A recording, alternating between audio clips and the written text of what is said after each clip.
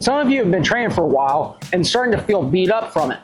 So rather than take a week off, we're going to do something that's called a deload week. So the reason behind that is it allows your body to restore itself, but you also stay in the mindset of pushing yourself day in and day out in a consistent manner. So for this week's version of Teddy's Teaching Tuesday, I'm going to go over a deload for a maximal effort upper workout. So let's get to it. So in this video, you're going to see my man Marcus going through a deload week. So in this workout in particular, the first thing we do is a pre-fatigue or potentiation warm-up. So that's where we do 3 exercises for 4 sets of 25, working on things that are going to mimic the main movement we're going to do and focus on some of the weaknesses we have going on. So the first exercise he's doing here is a fat grip dumbbell bench press. So there's a few different reasons we're using fat grips for the dumbbell bench for this movement. So one, you have to work on your grip and stay tight with it, okay? So that's going to limit the amount of weight you can do normally. Number 2, with that fat grip, it's going to ease the tension on my shoulders. And then 3, by doing this for 100 reps over and over again, it kind of becomes a little restorative and includes that blood flow into the muscle groups we're getting ready to train. The second movement we do is a seated low row with the tsunami grips from Elite FTS. So the reason I like these grips is because 1, it's a fatter grip, so it takes that tension off the shoulders. But 2, since we're using it on the buzzsaw, we actually get a greater range of motion and really get to hone in on those lats. And then finally, onto the third movement, which is tricep pushdowns with the V-bar, which again has a fat grip at the bottom. So we're doing this to ease the tension in the shoulders once again, but also to get a lot of blood flow and get a lot of repetitions within that tricep tendon, so that way his elbows stay nice and healthy and build that up over time.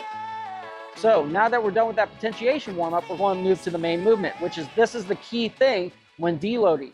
So rather than do a normal thing where we're really good at the movement and can load a lot of weight on it, we're going to do something we're not so good at or make it difficult to achieve a high weight on it. So here we're going to use the bamboo bar bench press. So we're working at a 5 rep max, which again, it sounds like it's a lot of weight, but with the fact that the bamboo bar oscillates so much and moves around, your stabilizers are going to be the limiting factor rather than your strength. So as you can see here, Marcus ends his last set with 200 pounds on the bar, which, yeah, that's quite a bit for the average person. But when you take in consideration he's a 300-pound bench presser, he's only bench pressing 2/3 of his max. So realistically, this is a significant reduction in load compared to normal. So not only does he still get quality muscle work, but it's giving his central nervous system a break from pushing weights over and over and over again. Then once he was done with the main movement, we moved on to accessories, where we focused a lot on stabilization and getting that upper back nice and strong. So the first movement you'll see here is an overhead carry, chaotic style. So if you thought the stabilizers were fried from the bamboo bar, we definitely toasted them out with the overhead carry. So the reason I like this is it teaches you, so we did the bamboo bar in a horizontal position. Now we're focusing on shoulder stabilization in a vertical position above head. So with the band, it kind of bounces there and forces him to not only brace his shoulder, but his abdominal core as well. So once we did a round of that, we go on to side lane tricep extensions. So again, stabilizing the shoulder, but really forcing the tricep to contract in that stabilized state. And then finally, we finish up the rear with banded pull down and aparts. So the reason I like this exercise a lot is that it not only engages the lats as you pull down on the band, but you need to maintain that engagement while you're doing the pull apart, which makes the rear delts fire up quite a bit. So we did overhead carries, down one side, back the other, about 10 to 12 reps on the side lane tricep extensions, and then 3 sets of 20 on the banded pull down and aparts in a circuited fashion. And then we finished up the entire workout with some optional grip work.